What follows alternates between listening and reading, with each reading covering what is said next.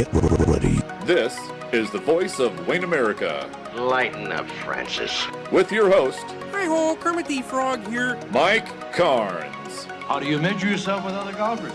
By height. Only at WayneAmerica.com. The supernova's gonna kill us all. Okay, this guy is the real zero, that's true. Let's just think back when you guys were freshmen, huh? .com. Hello and welcome to the Voice of Wayne America podcast, an exclusive here on WayneAmerica.com. I'm Mike Carnes, your host, as we sit down and talk with somebody having to do with something to do with the best town in all of America, and that's right here in Wayne America. I want to thank our sponsors at Providence Medical Center for their support of the program. And this edition of the Voice of Wayne America podcast, we've kind of been on a run this week here. We've had a podcast just about every day this week, and we thought with the 2018 election now a history here in Wayne that we elected our new representatives, and the one that I guess the big one on the list this year was the race for mayor. Ken Chamberlain stepped down in the final year of his second term, and so a new mayor was needed for this election. And our new mayor is going to be Cale Giese. Cale is actually a veteran of the city council. He's been on the council for 6 years, which is kind of impressive considering he's only 30 years old. Kind of a young politician, if you will, and local businessman here in town, and decided to throw his hat in the ring and was elected mayor this past November. So, Cale, I guess I don't know if it's officially Mr. Mayor yet, but welcome to the show. Yeah, thank you. We better go with mayor-elect for now. Jill gets a little testy when Wes has let it slip a couple times. Hey, you're mayor now, and Jill's been like, hey, not yet. So, December 4th, I will get sworn in, and then it will be official. And of course, Jill will go back to her spot on the city council too. Yes. So she'll still be involved in government. Talk a little bit about, first off, about your interest in getting involved in politics to begin with. It's not very often that somebody at 24 years old, decides to run for election on the city council. What inspired you to get involved in city government in the first place? That's a good question. I've always been interested in kind of like leadership roles. Mr. Mateer back in middle school, principal, for those of you who remember, he always said, if it's up to be, it's up to me. Mm-hmm. And that really, struck a chord with me even back in my younger years. There's so many leadership positions in this state that need to be filled, need people to step up. And I always just had no problem doing that and trying to, represent people and make the decisions I thought was right. So as I went forward, that went in through student government all the way through high school. In college, I was a student senator and vice president of the student body. And then, I wanted to run when I was in college, but I thought, it would be irresponsible at that time. I was only I think it was when I was 22, I really considered it. I was just fresh out of college, but I didn't have a career really established then. So I thought, if I get elected and then I move away, I won't be doing the people any service. But still, looking back, 24 seems like it was too young. But the people had faith in me, and it took me a while to get my feet underneath me, but it does for everybody, That first couple years of city council are pretty rough when you're still trying to catch up on all the history and history of the council, previous actions, why we do things that we do, how we do them. But I've just loved it ever since. And when the opportunity came for mayor, Chamberlain wouldn't let it lie. He kept prodding me to run, and here I am. So he kind of encouraged you to throw your hat in the ring. Yeah, he was real persistent. I mean, it started when, his decision to leave was pretty sudden. But then once it happened, I think it was right before the city council retreat that we had. And the city council retreat, for those of you who don't know, is like every year the city council gets together and we talk about what we want to accomplish that year. And you hear from all the department heads and things like that. So it's kind of an informal, because on the council, all of your conversations are so formalized. Don't get off topic or you're violating the Open Meetings Act. So this is kind of a chance for you to meander through different topics and challenges that we face. And while we were in that, he really started planting the seed to run for mayor and replace him. It's not unusual though. I think, especially in this day and age, to see younger people wanting to get involved in city government. I can remember back many years ago when I was working at a newspaper in Fairbury that there were actually two 18-year-olds that were serving in a public body. One was on a school board, one was on the city council. So Wow. It's not all that unusual, but usually it has to be somebody that really has an interest in leadership and an interest in government, and that's obviously that's a lot of where your interest is in being involved in this. Well, that's fantastic. I mean, geez, I operate with 18-year-olds quite a bit here at Godfathers, and just being in a college town. And it's always fun talking to them because they're so passionate, and they have they've got fresh ideas, and they're willing to question things that they're willing. Their youth provides them the opportunity to kind of see the forest instead of the trees. Once you get driven down a path so far, it's easy to forget and ask, why are we doing this? Why? And that's what you need in government a lot of times, is just to take a fresh look at things, re-examine. Just because we've always been doing it this way doesn't mean we should continue doing it that way. And I think the youth provide a good fresh look. Yeah. Now you ran for election against Pat Molina this past year or this past election season. What'd you learn about? Did you learn anything new about the community through that process? Going door to door was such an awesome opportunity. And it's something that I did back when I ran for council the first time, and the same thing happened this time. You're dreading going door to door, and you think that it's going to be people upset with the city, but it's really not. People are optimistic. People like living here. They want to discuss the issues that are important to them. A lot of them don't pertain to city government all the time, but they just want to talk about them. And I don't know, I think you can see this in today's political climate, where it's tough to have a conversation with people anymore. What do you think that is? Do you think it's because it's the polarization of the two-party system, or maybe the I know that a lot of people talk about how we were so used to communicating on social media that the face-to-face communication just seems to be something of a lost art.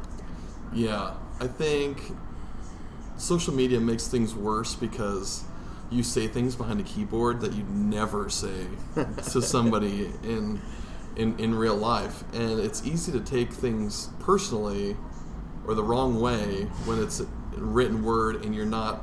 How much of communication is nonverbal? So when you get in front of somebody, you realize that hey, this person doesn't have malintentions. They just disagree with my viewpoint. We can disagree with each other about what to do and still want the best for the community. And I think that's what's lost in a lot of today's political conversations is, you disagree with me, so you want something, like you're evil, or you want something bad. Yeah, I see both sides of that, and I'm a willing participant, unfortunately, in some of that sometimes too. Well, it's easy to get caught up in the whirlwind, right? Yeah. It's you see something that makes you upset. Somebody posts some radical viewpoint, and it's in line with someone's worldview, so they share it. But it's not a fair discussion. It's being very unfair. But for that person who is missing those certain filters, it hits every button, so they share it, and then you come on and you're like, well, this person's so unbelievably wrong. They're not giving the other side their fair chance. And then it just snowballs from there, where you're rarely even talking about the issue that you started with either. It becomes some other wedge issue. If you take away, the big wedge issues of government, like immigration, abortion, go down the line, even bigger issues, climate change, things like that. People don't disagree on very much. We make such mountains out of molehills in the federal side that you forget that most people just want, good schools. They want a safe community to live in. They want want the place that they live to seem like it's growing and vibrant, and that's what we should be focusing on. Yeah, and fortunately, you don't have to worry about so much of that on the city level. Your issue is more of helping downtown grow and keeping the infrastructure up and things like that. It's a whole different bag of tricks that you have to think about when in city government versus state or even federal government. Yeah, it's the beauty of local government, and luckily we haven't.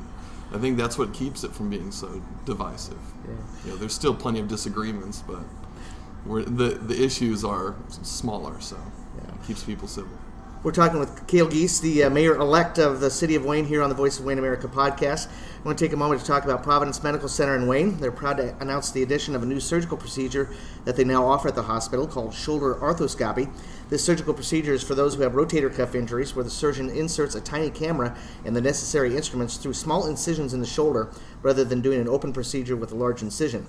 Dr. Joseph Caro specializes in orthopedic surgery for Providence Medical Center. He's the team physician for Wayne State Athletics and also offers his expertise at multiple high schools in the area. For more information, check out Providence Medical Center's website at www.providencemedical.com. That's Providence Medical Center, extraordinary care rooted in compassion. We're on the Voice of Wayne America podcast. In this edition, we are speaking with the incoming mayor of the city of Wayne, Cale Giese. Cale was elected earlier this month in the general election, and will be leaving his post on the city council, where he has served the last 6 years, to step up into the mayor's seat. And then, of course, I guess the first question then is who takes over that spot? And I know that there's a process that you need to go through for that to determine who's going to take over your spot on the city council. Yeah, it's a straight up manhunt. We got to go out there and look for the best person available, who's willing to participate. I kind of tell people when they ask me, there's two avenues to take in my mind. One, since it's a 2-year term, you go after somebody who's got some city council experience and can hit the ground running and get some things done right away and working with the city, working with the rest of the council. Or you take the other path, which is you find somebody who normally wouldn't run on their own. You get them a solid base, a taste of the city involvement, and then hopefully they choose to run for re-election in 2 years. So I've got some good candidates already. Hopefully I'm going to go out and persuade a few people to put their name in the hat, and then bring them in with some other city council members, talk about some of the more controversial issues, and see how the conversation goes. Because the council is such a dialogue-based entity that you add one different voice in there, and it can change the whole structure of the body. So we'll bring them in, do some questions, and see what shakes out, see who's the best fit for the council. I think that was the nice thing that Jill did when she was took over as mayor after Ken Chamberlain resigned, was that Nick Muirberg, I think, came in to fulfill her spot on the council through selection with his past experience on the council. I think that was probably big help, and probably just minimized the chemistry. Yep, and Nick had only been off council for a few months, so him being able to step right back in there, I didn't even realize, that he was gone, because he came back in, he had kept up on all the issues, and we just kind of hit the ground running, like I said before. And, we got a new council member, Rod Grieve, will be stepping down, and Chris Whaler will be in. So Chris Whaler, one other new council member who will be appointed, 2 out of 8 voices, that can change the council considerably. Yes, and then you have probably 2 years from now, there's potential of up to 4 people that could change there. And I know that there's at least one that I've heard of that is looking at stepping aside. John has strongly hinted that John Hayes has strongly hinted that he is no longer that he will not be seeking re-election. Yeah. So that's the tenured most person on the council too. As I say, he's been the longest one on the council of those. Yeah. So then it'll be Jill, and then me and Jen are both tied for service. Yeah. So, the first year of your term as mayor of Wayne will be coming up here on December 4th when you're sworn in. I guess what were some of the goals or objectives you're hoping to accomplish in that first year as mayor? Accomplish in the first year. Right now, I'm more focused on getting that extra councilman or the new councilman in, get his feet underneath of them, or get their feet underneath of them, and the city council retreat will be interesting this year. It'll be the first time for any council member at the retreat when we're setting goals and going over things, hearing from department heads that Ken hasn't been leading the discussion. He served for 10 years or so? I think he was 6-7 years as as mayor, and I think he was on council for 4 years before that. I think. Yeah, so it'll be the first time for any of us, except for maybe John, that Ken won't have been at the heart of the discussion. So it'll be interesting to see what they come up with. I mean, it's still the council's city. I'm just there to shepherd the discussion, point them in, help guide them in the right direction, hopefully. You're kind of the coach, and they're the team. You know? Yes, yeah. It's they're the team, so I just got to kind of make sure that I'm challenging them, and hopefully we'll do some fun stuff. Yeah.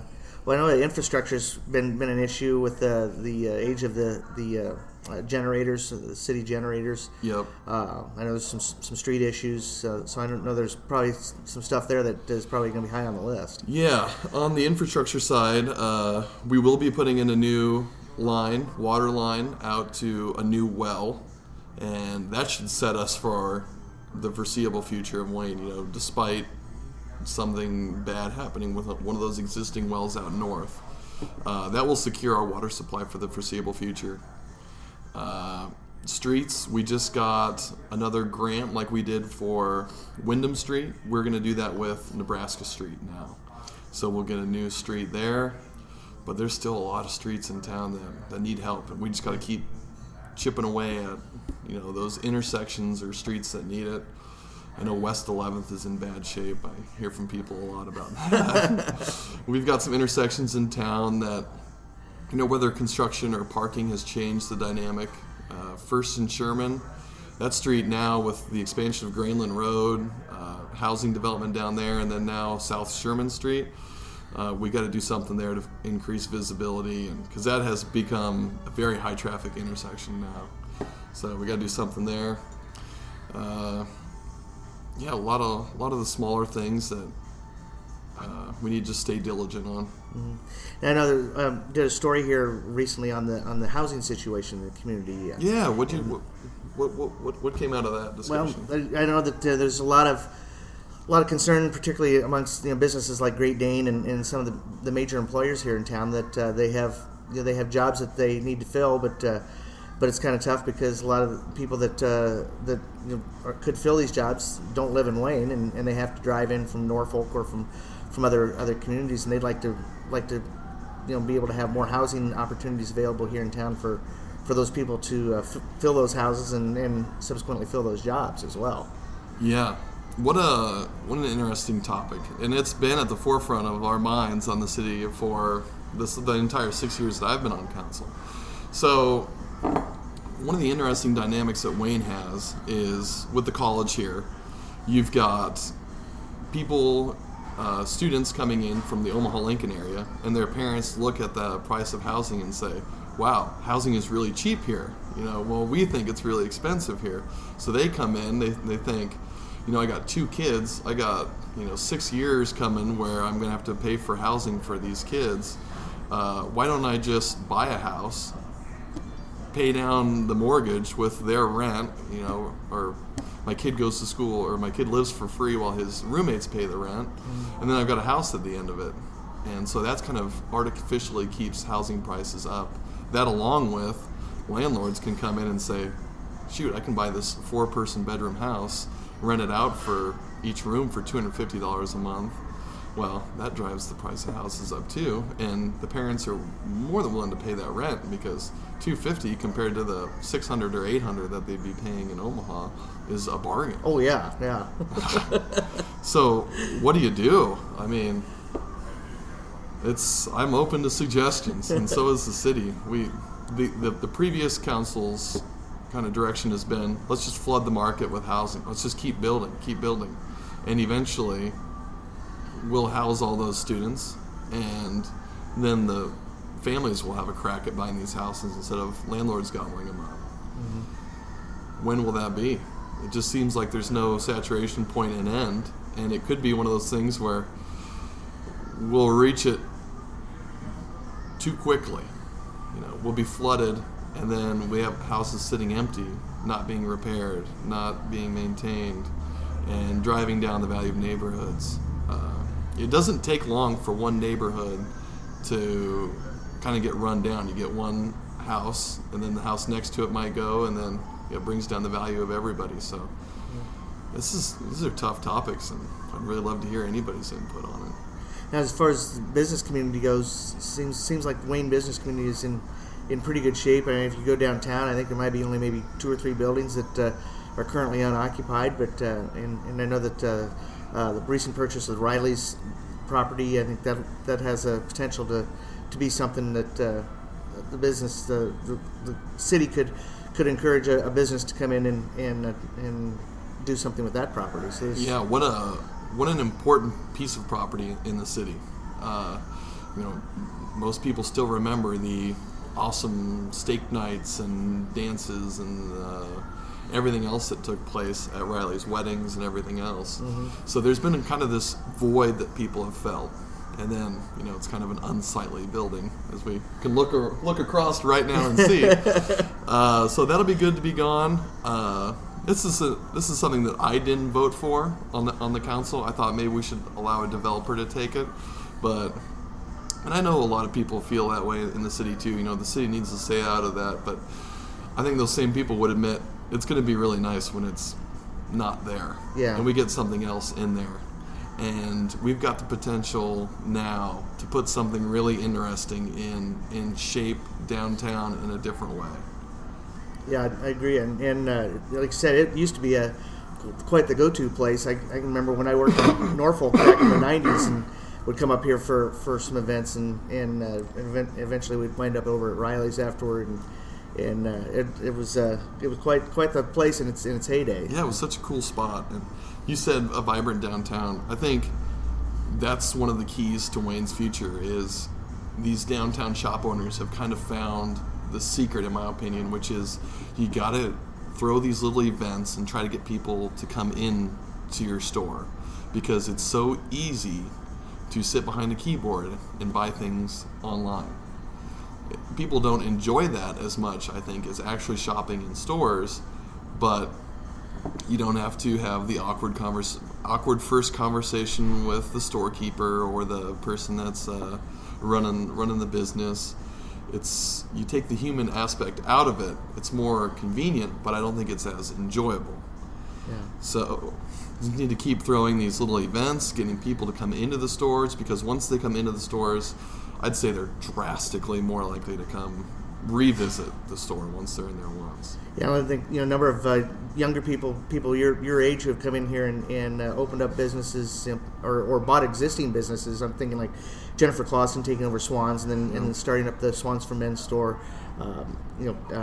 The Rustic Treasures business, Aquapop, some of the stuff that has popped up downtown here in the last few years has been really an awesome addition to the community, to the business community, and really made downtown Wayne really a go-to place for people to do some quality, small town shopping. Yeah, and I think that aspect of Wayne, more than anything, probably drives this feeling of viability that we have compared to some of the other towns around us. We want those other towns to succeed, but the data doesn't look very good. I mean, the outlook for rural America in general doesn't look very good. We've got rapid urbanization going on.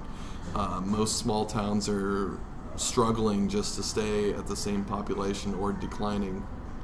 It's going to be a long, slow grind for a lot of these communities around us. That's, I think, where we solve some of the housing problems. Housing in Wakefield, Laurel, Windside, unfortunately, that's where we've been finding our temporary relief for that housing solution. People can find a more affordable house in Carroll and commute. Now, for the city, we don't get the property taxes, but we do get sales tax and occupation taxes from the businesses that they frequent. So that's one of the solutions. But Yeah, I think the vibrancy, having a fresh crop of kids coming through here at the college every year, getting a little bit of taste of small town life, and a lot of them find that they like it. So I think Wayne's future is bright. We've still got a lot of problems as a state. I mean, you got a lot of money being burnt up in end-of-life care. Urbanization is going to create a lot of problems for school systems. Towns hate to lose their schools. Yeah. And educating those kids is going to get harder and harder the smaller that the class sizes get. I think the thing you'd mentioned about kids coming here from the big city, coming here to Wayne State College and finding out that small town life isn't near as boring as they think it is. Yeah.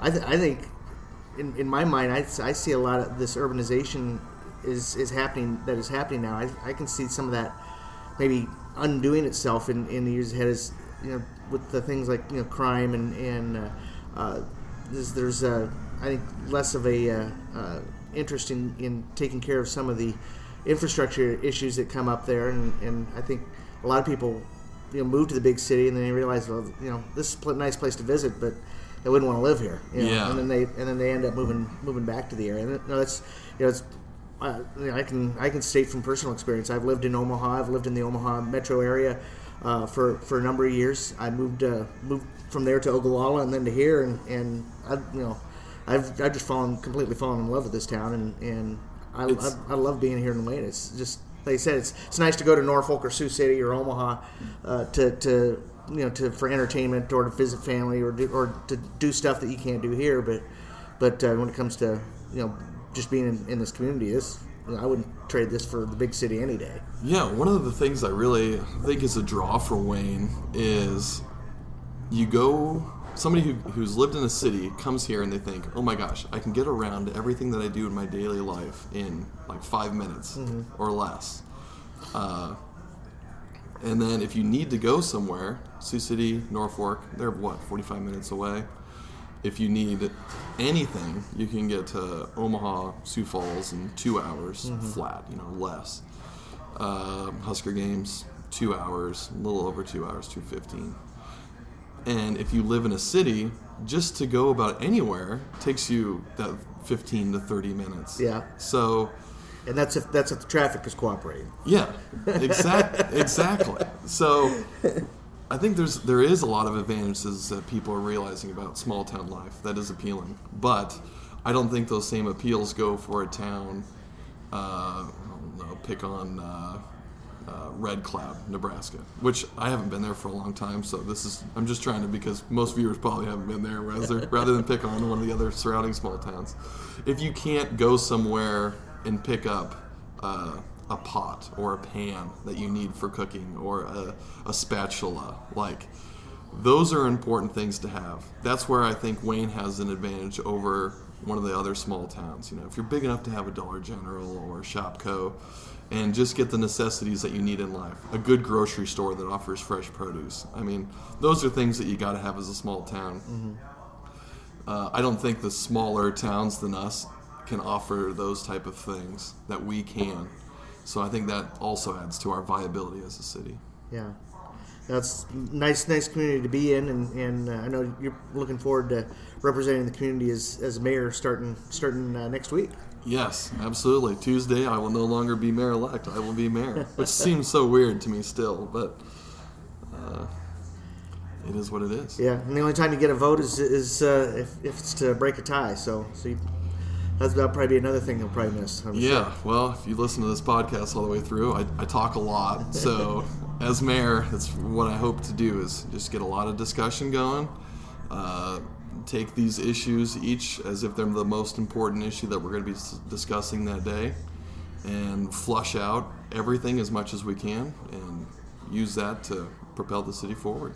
All right. Well, that's all I've got time for this time. So congratulations again on being elected mayor, and look forward to your first 4 years of service as mayor coming up here starting next week. Yeah, love to be back on anytime, Mike. Just let me know. All right, we'll do it. So that's going to do it for this edition of the Voice of Wayne America podcast here on WayneAmerica.com. I want to thank Cale Giese, the mayor-elect, for stopping in and chatting with us. We'll have another edition of the Voice of Wayne America podcast coming up very soon here on WayneAmerica.com. Until then, this is Mike Carnes, and we'll see you later.